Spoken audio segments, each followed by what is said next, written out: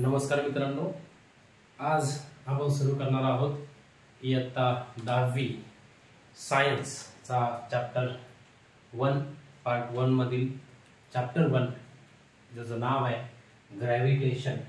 So we will start with the chapter gravitation of part 1 of class 10 Maharashtra board.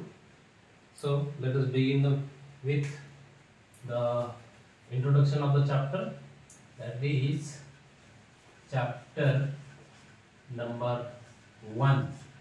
What is the name of the chapter? Name of the chapter is gravitation. Gravitation.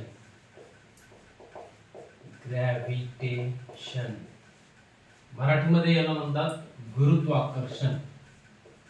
गुरुत्वाकर्षण. गुरुत्वाकर्षण. विद्यार्थी मित्रांनो, तुम्ही पाहिला असेल आपल्या दैनंदिन जीवनामध्ये आपण वेगवेगळ्या गोष्टी अनुभव बघत असतो. गुरुत्वाकर्षण बद्दल खूप साऱ्या स्टोरीज तुम्हाला आधीच पासूनच माहिती आहे. गुरुत्वाकर्षणाचा शोध सर आयझॅक न्यूटन यांनी 16व्या शतकामध्ये त्यावेळेस लावला होता, ज्यावेळेस त्यांनी एक सफरचंद ऍपल झाडावरून खाली पडलं आणि त्याच्यावरून त्यांनी वेगवेगळे निष्कर्ष काढले आणि गुरुत्वाकर्षणाबद्दल अभ्यास केला. या सर्व गोष्टी माहिती होत्या. परंतु तो जो बेसिक प्रश्न त्यांच्या माइंड मध्ये आला होता, कोणता प्रश्न, की झाडावरची फळं हे नेहमी खालीच का पडतात, अशी आडवी का जात नाहीत, किंवा जमिनीसोबत असा काहीतरी वेगळा अँगल बनून का पडत नाहीत, वाऱ्यासारखी अशी आडवी का जात नाही, किंवा वरती फेकलेला दगड हा नेहमी सरळ खालीच का येतो, किंवा आपण वरती उडी मारल्यानंतर आपण खालीच का येतो, आपण स्वतः पृथ्वीच्या सरफेस वरती स्थिर का आहोत, why we are stable at the surface of the earth. दुसरा एक महत्त्वाचा प्रश्न, नद्या ह्या समुद्राकडेच का वाहतात.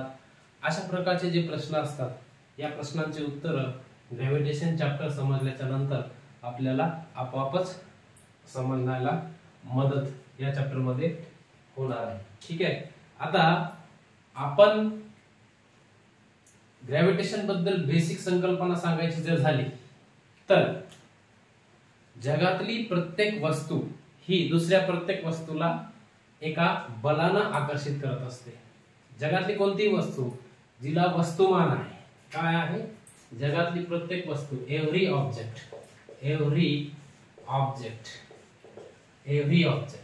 ठीक आहे, प्रत्येक वस्तू जिला काय मास आहे, which has mass, attract every object, attract every other objects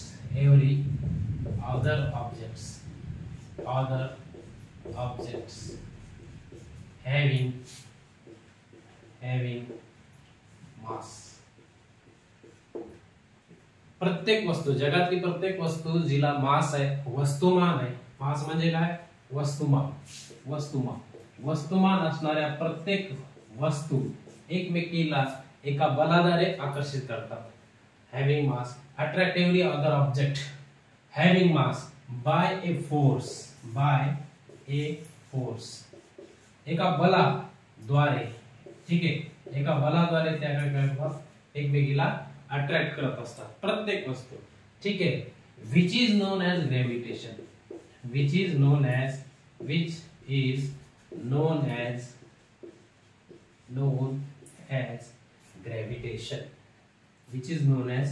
gravitation. त्याला म्हणायचं ग्रॅव्हिटेशन फोर्स. त्याला कोणता फोर्स म्हणायचा, ग्रॅव्हिटेशन फोर्स म्हणायचं. ठीक आहे. जगातली प्रत्येक वस्तू जिला वस्तुमान आहे ती प्रत्येक दुसऱ्या वस्तूला एका बलाद्वारे आकर्षित करत असते. त्या बलाला काय म्हणायचं, ग्रॅव्हिटेशन. मुद्दा कळला. ग्रॅव्हिटेशनचा मेन मुद्दा तुम्हाला कळला.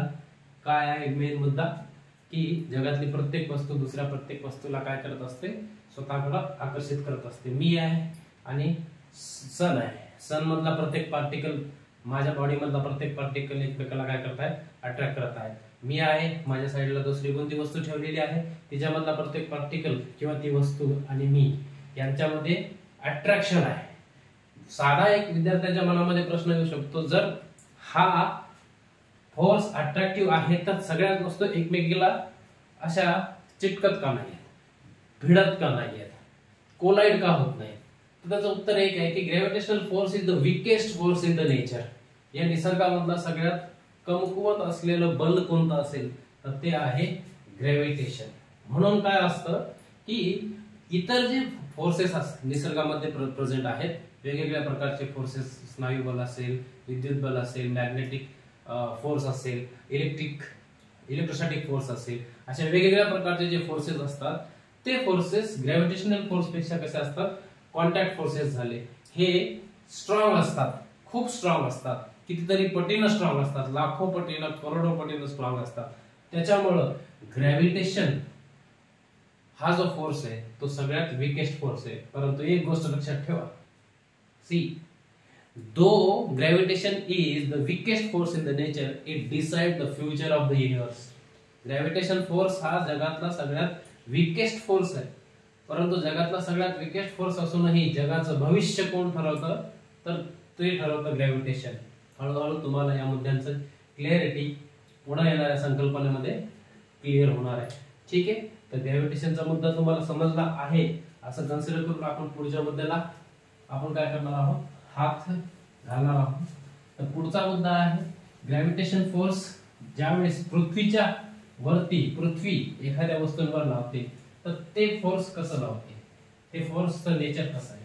सपोज आपण कन्सिडर करू या ठिकाणी अशी ही आहे, सपोज ही पृथ्वी आहे आणि पृथ्वी हे पृथ्वीचं केंद्र आहे आणि या ठिकाणी सपोज एखादी वस्तू आहे.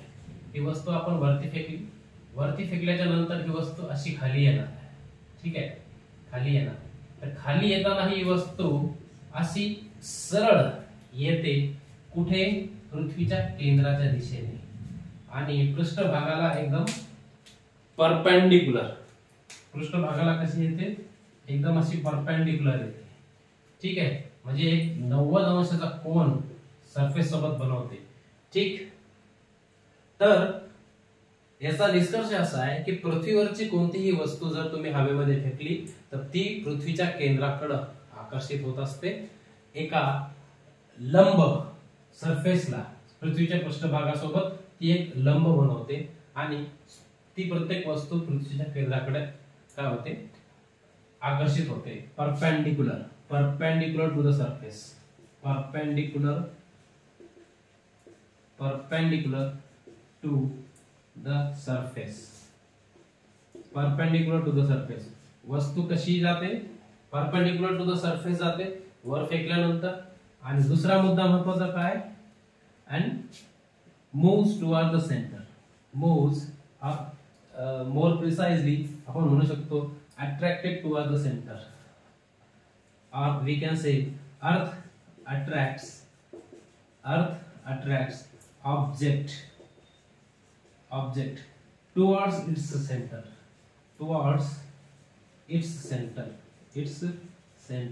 पृथ्वी काय करते, वस्तू ह्या तिच्या नेहमी सेंटर कडे काय करत असते, आकर्षित करत असते.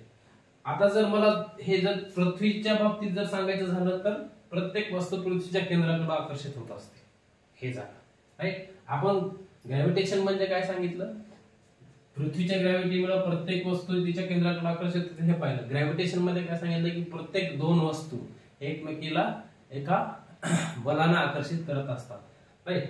तर मग आपण अशा प्रकारच्या जर दोन वस्तू घेतल्या, या दोन वस्तू आहेत, हिचं वस्तुमान आहे m1, ठीक आहे, आणि या दुसरी वस्तूचं वस्तुमान आहे m2. या दोन वस्तू आहेत, असं आपण समजू की या दोन वस्तू आपण अवकाशामध्ये ठेवलेल्या आहेत, अंतराळात ठेवलेल्या आहेत आणि दुसरा कोणताही फोर्स यांच्यावर ऍक्ट होत नाहीये. ठीक, तर त्यावेळेस या वस्तूंमधला फोर्स कसा असेल, तर या वस्तूमधला फोर्सही असाच असेल. या वस्तूच्या केंद्रापासून दुसऱ्या वस्तूच्या केंद्रापर्यंत जी सरळ रेषा जाते त्या दिशेने त्यांचा फोर्स असतो.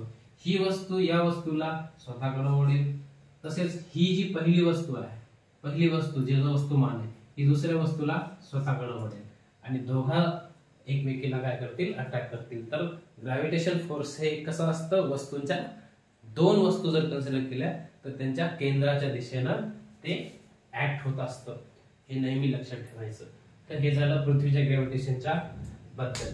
नेक्स्ट मुद्दा आहे ग्रॅव्हिटेशन काय. ग्रॅव्हिटेशन काय आहे, तर ग्रॅव्हिटेशन काय आहे, ग्रॅव्हिटेशन एक फोर्स आहे. फोर्स काय असतं याच्या अगोदरच्या क्लासेसमध्ये तुम्ही पाहिलं आहे. व्हॉट इज फोर्स, फोर्स काय असतं, फोर्स काय असतं, फोर्स म्हणजे काय, फोर्स,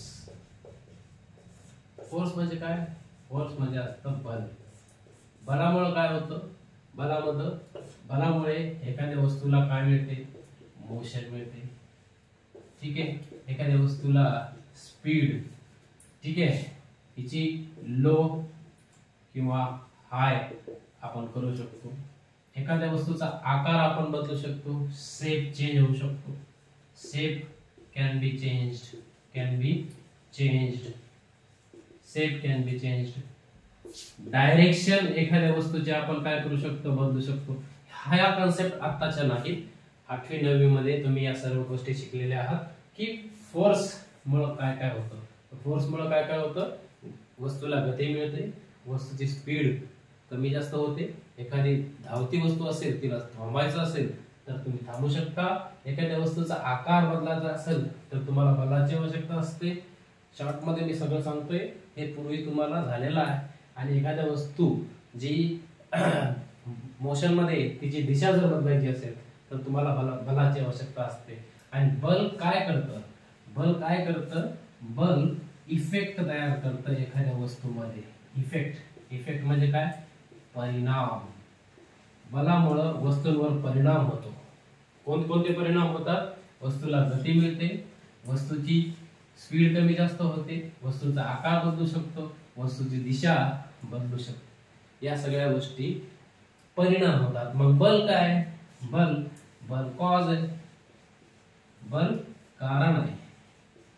बलाच्या कारणामुळे वस्तूंमध्ये परिणाम होतो. कशा कशामध्ये परिणाम होतो, मोशन, स्पीड, शेप, डायरेक्शन.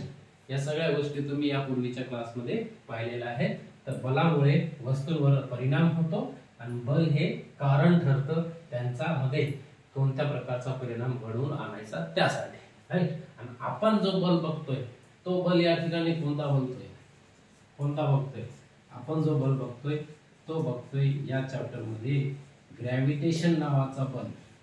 कोणत्या नावाचा बल, ग्रॅव्हिटेशन नावाचा बल आपण या चॅप्टर मध्ये बघत आहोत. तर बल आणि त्याच्या संबंधित ज्या संकल्पना आहेत त्या आपण या ठिकाणी काय केलेल्या आहेत, चांगल्या प्रकारे व्यवस्थित प्रकारे क्लिअर करून घेतलेल्या आहेत. आपण पुढच्या मुद्द्याकडे बघूया. या गोष्टी सोप्या आहेत, त्याच्यामुळे आपण थोडंसं मोशन मध्ये यांना घेत आहोत. ज्यावेळेस डिटेल कन्सेप्ट येतील त्यावेळेस आपण स्पीड एकदम आपण नॉर्मल करून टाकू, त्याचा काही इश्यू तुम्हाला जास्त येणार नाही. याच्यानंतर आपल्याला बघायचा आहे महत्वाचा मुद्दा आहे सर्क्युलर मोशन. सगळ्यात महत्वाचा मुद्दा चॅप्टर मध्ये जिथून ग्रॅव्हिटेशन सुरू होतं, circular motion, circular motion, circular motion and centripetal force, centripetal force. Circular motion आणि सेंट्रिपिटल फोर्स म्हणजे काय, सर्क्युलर मोशन आणि सेंट्रिपिटल फोर्स म्हणजे काय. सर्क्युलर मोशन म्हणजे काय, सर्क्युलर मोशन म्हणजे वर्तुळाकार गती, वर्तुळाकार गती, वर्तुळाकार गती. ठीक आहे, वर्तुळाकार गती. एखादी वस्तू एका वर्तुळाच्या भोवती फिरत असेल किंवा वर्तुळाच्या कक्षेमध्ये फिरत असेल, वर्तुळाच्या आकारामध्ये फिरत असेल तर आपण काय म्हणतो, त्या वस्तूची मोशन कशी आहे, सर्क्युलर मोशन आहे. आणि दुसरा या ठिकाणी मुद्दा आहे सेंट्रिपिटल फोर्स. आता हा सेंट्रिपिटल फोर्स काय असतो, याला आपण म्हणतो केंद्रोन्मुख, केंद्रोन्मुख बल, केंद्रोन्मुख बल. आता केंद्रोन्मुख बल म्हणजे काय, एखाद्या केंद्राकडे दिशा असलेलं बल म्हणजे केंद्रोन्मुख बल म्हणतात. आता केंद्रोन्मुख बल काय आहे, सेंट्रिपिटल फोर्स किंवा केंद्रोन्मुख बल काय आहे हे सर्क्युलर मोशन कळल्याच्या नंतर तुम्हाला आपोआप कळेल. बघा याच्यासाठी फेमस एक्झाम्पल आहे, एखादा दगड घ्यायचा, त्या दगडाला दोरी बांधायची. You take a stone and tie it with a string and start revolving it. त्या दगडाला बांधून काय करायचं, असं रिव्हॉल्व करायला सुरुवात करायची. रिव्हॉल्व करायला सुरुवात केल्यानंतर काय होईल, जोपर्यंत तुम्ही या हाताद्वारे बल लावत असाल तोपर्यंत तो दगड गोल गोल गोल गोल फिरणार आहे. बरोबर. या ठिकाणी सपोज या ठिकाणी हात आहे आणि या ठिकाणी असा एखादा दगड तुम्ही असा बांधून ठेवलेला आहे आणि हा दगड आता असा असा असा असा गोल गोल गोल गोल फिरत आहे. बरोबर आहे. जोपर्यंत या ठिकाणाहून या दगडाला बल दिल्या जाईल तोपर्यंत दगड असा गोल गोल गोल गोल फिरणार आहे. दगड गोल फिरतोय, it is performing circular motion. दगड गोल फिरतोय, दगडाला सर्क्युलर मोशन देण्यासाठी एक फोर्स या ठिकाणाहून तुम्हाला द्यावा लागेल. आणि हा दगड काय करतो, या फोर्समुळे हा फोर्स या दगडाला त्याच्याकडे ओढायचा प्रयत्न करतो. हा जो केंद्र आहे, हा केंद्र जिथं तुमचा हात आहे ते केंद्र आहे त्याचं, तिथून तुमच्या त्या दगडाला फोर्स दिला जातो. बरोबर आहे, राईट. तर त्याला म्हणायचं सेंटर. आणि हा जो फोर्स आहे दगडावरती जो आहे, दगड नेहमी कुठे यायचा प्रयत्न करतो, इकडे यायचा प्रयत्न करतो. आणि दगडाची दिशा ही कशी असते, नेहमी याची जी वर्तुळाकार कक्षा आहे हिला नेहमी परपेंडिक्युलर असते. परपेंडिक्युलर असते. यालाच आपण म्हणू लंब. त्याच्या वर्तुळाला लंब असते, राईट. परपेंडिक्युलर असते. म्हणजे काय, जर मी इथं अचानक या दगडाला या दोरीला सोडून दिलं तर काय होईल, हा दगड नेहमी लंब असतो, त्याची दिशा ही नेहमी लंब असते. दगड जर या ठिकाणी असेल तो तो असा जाईल, इथे असेल तर तो असा जात असतो, या ठिकाणी आहे तो असा जात असतो. ठीक आहे. याला कोणती मोशन म्हणतात, याला म्हणतात टँजेंट मोशन या टँजेन्शियल मोशन. टँजेंटचा अर्थ असतो स्पर्शिका म्हणजे काय, फक्त एका बिंदूत छेदून जाणारी रेषा, राईट. तर ह्या दगड नेहमी एका पॉइंट मध्ये सर्कलवर असतो, एका पॉइंट वरती. जर सेंटर पासून फोर्स रिलीज केलं तर दगड त्या पॉइंट पासून सरळ जिथून तो गोफणीचं जर उदाहरण घेतलं, काय करतात, नेम धरतात शेतकरी, असं बरोबर एखाद्या ठिकाणी तिकडं पक्षी बसलेला आहे, बरोबर नेम धरतात. आणि जर त्याला नेम गवसला की तो बरोबर सोडून देतो. सोडून दिल्यानंतर दगड टँजेन्शियली जातो आणि जिथं पाहिजे तिथं हिट करतो. तीच केस या ठिकाणी पण आहे. सेंट्रिपिटल फोर्स हा कारणीभूत ठरतो या दगडाला गोल गोल फिरवण्यासाठी. तर मला असं वाटतं की सेंट्रिपिटल फोर्स आणि सर्क्युलर मोशन या दोघांची कन्सेप्ट तुम्हाला या ठिकाणी क्लिअर झालेली. What is circular motion? Motion of an object along the circle. What is circular motion? Motion along the circle. Motion along a circle. Motion of an object along a circle is known as circular motion. याला काय म्हणायचं? Circular motion म्हणायचं. And what is centripetal force? Centripetal force is the force which is directed towards the center. Directed towards center. It is the force which is always when an object performs circular motion. See, object काय करते? Circular motion perform करते. Circular motion perform करते. वर्तुळाकार गती perform करत असते. And necessary force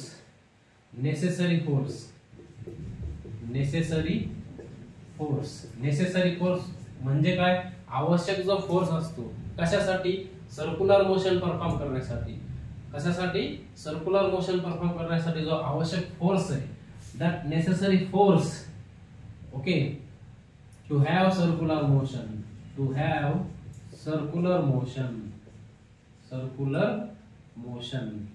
necessary force to have circular motion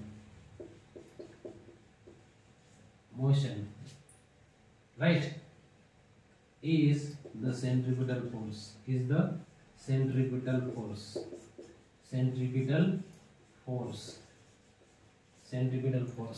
right.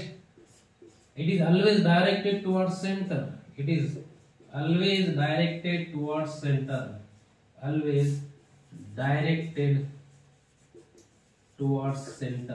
ज्याची दिशा हमेशा सेंटर कडे असते, केंद्राकडे असते. केंद्रकीय बल किंवा केंद्रोन्मुख बल असे म्हणतात. या ठिकाणी जर बल असेल तर इकडे, इथं असेल तर इकडे, इथं असेल तर इकडे. नेहमी याची दिशा कुठे असते? केंद्राकडे असते. नेहमी या बलाची दिशा कुठे असते? केंद्राकडे असते, कारण की बल केंद्राद्वारे दिलं जातं. ठीक आहे, राईट. आणि ज्या ज्या वस्तू सर्क्युलर मोशन परफॉर्म करतात, आपण अंदाजे ग्रहांची जी कक्षा आहे सूर्याच्या भोवती ती कशी पकडतो? How we consider the orbit of planet around the sun. We consider the orbit of the planet around the sun as a circle. Actually it is elliptical shape, right? But we consider it is a circular shape, right? So to have that circular motion or elliptical motion, a force is needed, that is gravitational force, right? That is gravitational force. So and similarly earth is also exerting a gravitational force on moon, and this gravitational force is provided by which force provide that necessary gravitational force? Yeah, which force is necessary to have the centripetal force, to have the circular motion of these planets around the sun and the satellites around the planets? That force, necessary force, is the gravitational force. Gravitational force provides the necessary centripetal force so that circular motion of the planet around the sun and the satellites around the planet is possible. Or everything which is performing circular motion needs a centripetal force. ही गोष्ट या ठिकाणी तुम्हाला काय करायची, लक्षात ठेवायची आहे. सगळ्यात सोपं सरळ काय आहे, प्रत्येक वस्तू जी वर्तुळाकार गतीमध्ये मोशन करते तिच्यासाठी आवश्यक आहे सेंट्रिपेटल फोर्स. आवश्यक असणारा सेंट्रिपेटल फोर्स कोण प्रोव्हाइड करतं? सेलेस्टियल ऑब्जेक्टला कोण प्रोव्हाइड करतं? तर ते प्रोव्हाइड करतं ग्रॅव्हिटेशन फोर्स. तर याच्यावरून काय निष्कर्ष काढला जातो? ग्रॅव्हिटेशन फोर्स, सेंट्रिपेटल फोर्स या सगळ्या गोष्टी एकमेकीशी निगडीत आहेत. Gravitation, centripetal force, motion and force या सगळ्या गोष्टी, centripetal motion, circular motion, centripetal force, circular motion, gravitation and force, all these are interrelated things, right? या गोष्टी आपल्याला इथे शिकायला भेटलेल्या आहेत. इथे लेक्चर आपण आजचं समाप्त करूया. याचा पुढचा पार्ट पुढच्या लेक्चर मध्ये बघूया. ठीक आहे, थँक्यू.